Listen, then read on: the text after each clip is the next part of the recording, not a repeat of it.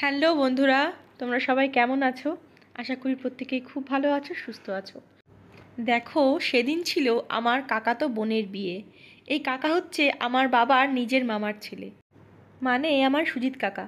আর এই কাকার বাড়ি বা কাকাকে আমি অনেকবারই ভিডিওতে শেয়ার করেছি। যতবার কাকা বাড়ি যেতাম বেড়াতে খামারগাছিতে, ততবারই আমি শেয়ার করতাম।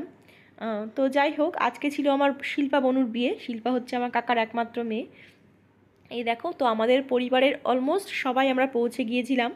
আর তখন আমি গেছিলাম বিয়ের দিন একা, বাবার বাড়ির ফ্যামিলির সঙ্গে। আর হাজবেন্ড যেতে পারেনি, ও গেছিলো বৌভাতের দিন। তো যাই হোক, এই দেখো, যেহেতু একা একা গেছি তাই একটু আনন্দটা কম মনে হচ্ছিল। কারণ আমার জীবনের সমস্ত আনন্দটুকু আমি যার সঙ্গে ভাগ না করতে পারলে ভালো লাগে না, সে আমার হাজবেন্ড। তো কিছু কারণবশত সে যেতে পারেনি, সেদিন একটু আটকে পড়েছিল। তাই আর কাকা বাড়িতে বিয়ের দিন তো না গেলেই হবে না, কারণ কাকা ছোটো থেকে আমাকে বড় করেছে।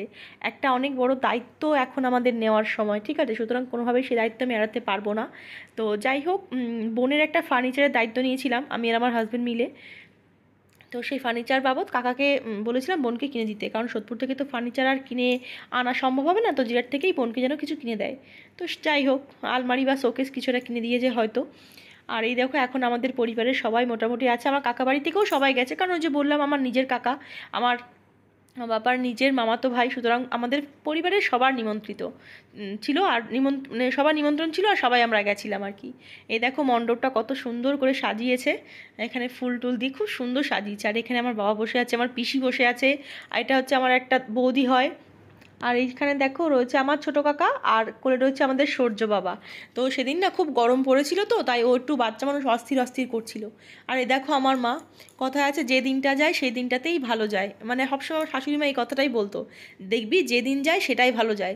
সত্যিই তাই। তখন আমার মা কিন্তু অনেকটা সুস্থ ছিল, এখন যেমন আমার মা বেশি অসুস্থ হয়েছে এই কয়েক মাসের মধ্যেই আর কি। আর হ্যাঁ, তোমরা আবার বলবে এত লেট করে কেন ভিডিও দিচ্ছ, কারণটা জিজ্ঞেস করো না, একটু বুঝে নাও। সময় আসলে একদিন নিশ্চয়ই বলবো কেন আমার এত লেট। সত্যি কথা বলতে এই এখনও কিন্তু আমি ভিডিও দেওয়ার সেই রকম জায়গাতে নেই, জানো তো। আমার এমন একটা চলছে সময়, আমার মা আবার অসুস্থ, কালকে আবার দেখা যাক, হয়তো অ্যাডমিট করতে হতে পারে, জানি না কি হবে। তো সেই সব কারণে আমি সারাক্ষণই মনটা খারাপ হয়ে থাকে। তো ভিডিওটা অনেক দিন ধরে রয়েছে ফোনে, ভাবলাম শেয়ার করি। ফোনের গ্যালারিটাও ভারী হয়ে থাকে, ডিস্টার্ব করে মাঝে মাঝে। আর এই দেখো, সবার সঙ্গে ছবি টবি তোলার পরে এখন চলে এসেছিলাম আমরা রাস্তায়, যেখানে আমার বোনের বর আসছিল, তাকে একটু ওয়েলকাম করে নেওয়ার জন্য মোটামুটি সবাই চলে এসেছিলো রাস্তাতে। তো তোমরা দেখতে থাকো ব্লগটা, আশা করি ভালো লাগবে। এ দেখো আমার কাকা, যে এক্ষুনি নীল জামা পরে ক্রস করলো, এই হচ্ছে আমার সুজিত কাকা, যার মেয়ের আজকে বিয়ে।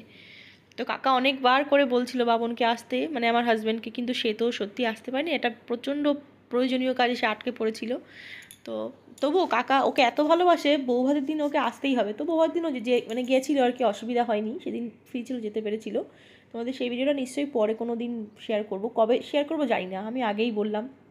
আর এই দেখো, এখানে আমার বোনের বরকে টোটো করে আনা হচ্ছে। ভেবো না যে পুরো রাস্তা টোটো করেই এসছে, গাড়ি করে এসছে, কিন্তু মেন রোড থেকে টোটো করে আনা হলো আর কি। এইটুকু পথ, মানে যেখান থেকে নামলো ওখান থেকে কাকা বাড়িতে একটু ভেতরে গলির মধ্যে, তো সেই গলির মধ্যে গাড়ি ঢুকবে না, তাই টোটো করে আবার তাকে নেওয়ার ব্যবস্থা করা হলো। আর এখানে বসে গেলাম ডিনারে, মা বাবা একটু পাশে বসেছে আর আমরা বসেছি এই দিকটায়। আর খাবার দাবার ভীষণ সুন্দর, একদম সবগুলোই আমাদের মনের মতো মেনু ছিল, আর খুব টেস্টি হয়েছিল। তো খাবার দাবার খেয়ে বেশি লেট করিনি, কারণ বোনের বিয়ের লগ্ন একটু লেট করেছিল, তো আমি আর অত রাত জাগিনি, কারণ শরীরটা আমার ক্লান্ত ছিল। তো পাশে একটা বাড়িতে আমাদের শোয়ার ব্যবস্থা করা হয়েছিল। মা বাবা তো আগেই শুয়ে পড়েছিল, তারপরে আমি পান্তু এখানে শুয়ে পড়েছি, এবার ঘুমিয়ে পড়বো আর কি। তো যাই হোক, এই ছোটো ছোটো ভিডিওগুলো শেয়ার করি, আর নিজের অনেক স্মৃতিও মনে পড়ে, যে দিনটা কত সুন্দর করে কাটিয়েছিলাম। টেনশনটা হয়তো একটু হলেও কম ছিল। ঠিক আছে, ঠামা বেঁচেছিল, ঠামা বলতে আমার সুজিত কাকার মা তখন বেঁচেছিল, রিসেন্টলি ঠামা মারা গেল। তো যাই হোক, বুঝতেই তো পারো, একটার পর একটা জীবন থেকে যায়, সব তো আর শেয়ার করা সেই অর্থে যায় না, কিন্তু যতটুকু পারি ততটুকুই আর কি তোমাদের সঙ্গে শেয়ার করি। আর এখন দেখো একটা অন্যরকম টেনশন। সুতরাং আবার বলতে হবে, যে দিনটা মানুষের জীবন থেকে চলে যায় সেই দিনটাই সব থেকে ভালো যায়। তারপরেই না, আর যত মানুষ দেখবে একটা সময় এমন আছে, যত তুমি বড় হবে না, তোমার দায়িত্ব, তোমার টেনশন, সেগুলো আরও দিন দিন বৃদ্ধি পাবে। আর যদি তোমরা আমাদের মতো ইমোশনাল হও, তাহলে তো কোনো কথাই নেই। যেমন একই দিক একইভাবে আমার হাজব্যান্ড যেমন, আমিও তেমন প্রচণ্ড ইমোশনাল, মানে একটা কিছু হলে মা বাবার মাথা খারাপ আর কি, মানে মনে হয় আমাদের কিছু একটা হয়ে গেছে এইরকম। তবুও লড়তে হবে জীবন যখন, তো লড়ছি, একটা একটা করে দিন পার করছি, আর একটা একটা নতুন করে চ্যালেঞ্জ সামনে আসছে। তোমাদের আশীর্বাদে একটা একটা করে কাটিয়ে ওঠার চেষ্টা করছি, কিছু কিছু কাটিয়ে উঠছি। তো যাই হোক, তোমাদের সঙ্গে অনেক কিছু শেয়ার করারও আছে, আমি এখন শেয়ার করতে পারছি না, ঠিক সময় তোমরা ঠিক নিশ্চয়ই জানতে পারবে। তো যাই হোক, তোমরা এখন আশীর্বাদ করো, কারণ তোমাদের আশীর্বাদ এই মুহূর্তে আমাদের খুব প্রয়োজন। কারণ কালকে হয়তো মাকে অ্যাডমিট করতে হতে পারে, পেটে আবার জল জমেছে, যেমন হয় লিভার সিরোসিসের পেশেন্ট সেরকম। তো সেই সব কারণেই আর কি বললাম, সামনে একটা আবার লড়াই শুরু হবে। এই কদিন আগে নিয়ে আসলাম, মাঝখানে একটু কিছু অনিয়মের জন্য আবার দেখো জল জমেছে পেটে, জানো তো। তো এইসব নিয়েই চলছে জীবন। তোমরা সবাই ভালো থেকো, সাবধানে থেকো, আর কখনো জিজ্ঞেস করো না আমাকে কেন আমি ভিডিও রোজ দিতে পারি না। তার কারণটা তোমরা একটু বুঝে নিও। যখন নিজের মায়ের এরকম প্রবলেম হয়, নিজের বাবার কোনো সমস্যা হয়, নিজের শাশুড়ি মার যখন কোনো সমস্যা হয়, তখন সেই অর্থে কাজে আর মন থাকে না। তো আমারও সেই অবস্থা, বুঝলে তো। টাটা সবাইকে, সবাই খুব ভালো থেকো।